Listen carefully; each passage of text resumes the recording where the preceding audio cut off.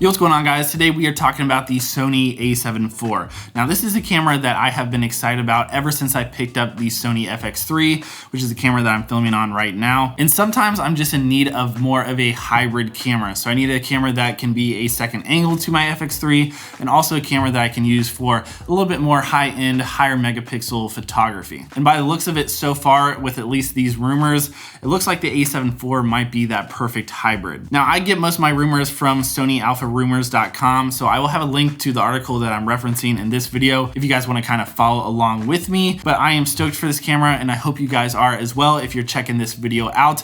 And be sure to drop this video a thumbs up and make sure you're subscribed to the channel as well, because I definitely plan on picking up the Sony A7IV and doing some videos about it. So definitely stay tuned to the channel. All right, so let's just dive right into these rumors because I don't want to wait any longer. So first thing up, it says it's going to launch on October 21st, which launch would be hard for me to kind of believe. I feel like it's definitely going to be announced on October 21st, at least hopefully. But if they announce it and launch it on the same day, I mean, I wouldn't complain, but I just find that a little bit hard to believe. So we'll see, but I do hope that it will at least be announced this coming week. It looks like it's going to have a newly developed 33 megapixel sensor, which again, kind of based on what I talked about, is I think this is going to make it that perfect hybrid camera. 33 megapixels is going to make it good enough for some high-end photography, at least for client work and professional work. But at the same time, 33 megapixels hopefully makes it so it's not going to overheat in video modes as well. So definitely gonna have to do some testing for that. But 33 megapixels, I think that is a perfect sweet spot. Looks like it's going to have 15 stops of dynamic range, which that is definitely really good. So it looks like it's gonna have an improved EVF as well as an LCD screen,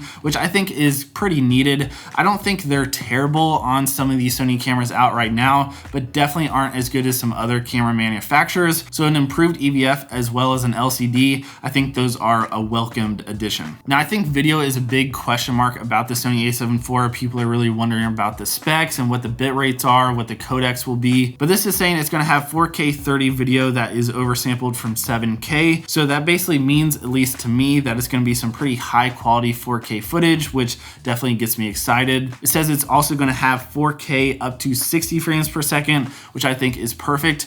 I know when the Sony A7S III was coming out, as well as when the R5 was coming out, 120 frames per second was kind of the main topic. Like, people said, you know, you need 120 frames per second. And honestly, I just don't really use it that much. I mostly use 60 frames per second whenever I'm shooting slow motion B-roll. And especially in professional work, we never touch 120 frames per second. Sometimes it's only 48 frames per second or 60 when we're doing slow motion stuff. Sometimes 120 is just too slow. So I think the fact that this is gonna have 4K 60 is gonna be plenty for pretty much most people out there. So it looks like it's gonna have 5.5 stops of IBIS plus that active stabilization, which the active stabilization has been really impressive to me on the FX3 and the Sony A7S III.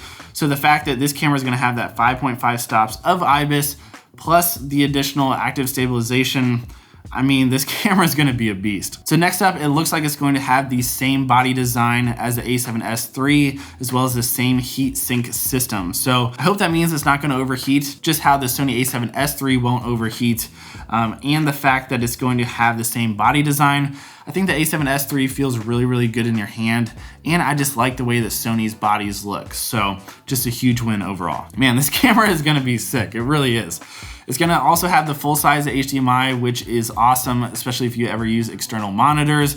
You know how important that is. It looks like it's gonna have the fully articulating LCD screen, which I'm using right now on the FX3 so I can see myself. And it's not just for people that vlog and do YouTube. The articulating screen is really nice if you have the camera on a gimbal, or even if you're shooting photography, up high stuff, down low stuff. Maybe you have a camera mounted up high on something. It's just nice to have the LCD screen that can flip out and do a lot of things. So it's going to allow UHS 2 SD cards and CF Express cards. So that's really nice. I honestly prefer just using SD cards. They're a little bit cheaper and you can get them fast enough that unless you use certain weird codecs or bit rates in these cameras, you can get away with, and they're significantly cheaper, which I do have linked down in my description if you guys are interested to see what SD cards I use, but that is nice that it gives you options. And then something we definitely want is it's going to have the same new Sony menu system that the Sony A7S III and the FX3 had as well, because that is a much welcomed addition. These new menus are just super easy to kind of customize, navigate through, and yeah, it's just a no-brainer. So it looks like the price is still kind of a big question mark for these cameras. This website's saying it's gonna be around $2,500, which I honestly think is kind of pretty spot on.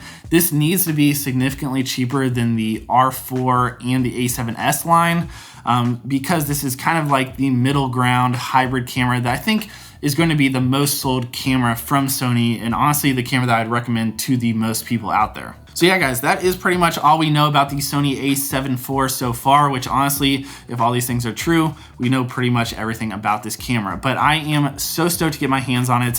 Whatever the day it launches or is announced on, whenever the pre-orders go live, your boy is going to hit that pre-order button. I cannot wait to get this camera in and test it out. And I think that, along with the Sony FX3, is going to just be the killer camera combo of the year, or maybe for the next few years to come. So let me know down in the comments below if you guys are excited for the Sony A7IV as well. And also drop a comment and let me know what you guys want to know about this camera when it does come out, so I can kind of have some videos lined up for you guys. But I think that's gonna be it for me in today's video. I hope you guys enjoyed watching and you are excited about this camera as well. If you did enjoy it, will you please drop it a thumbs up. If you're new around here, consider subscribing. I'd really appreciate it. And I will catch you guys in the next video very, very soon. And hopefully this camera is launching this week. See you guys in the next one. Peace.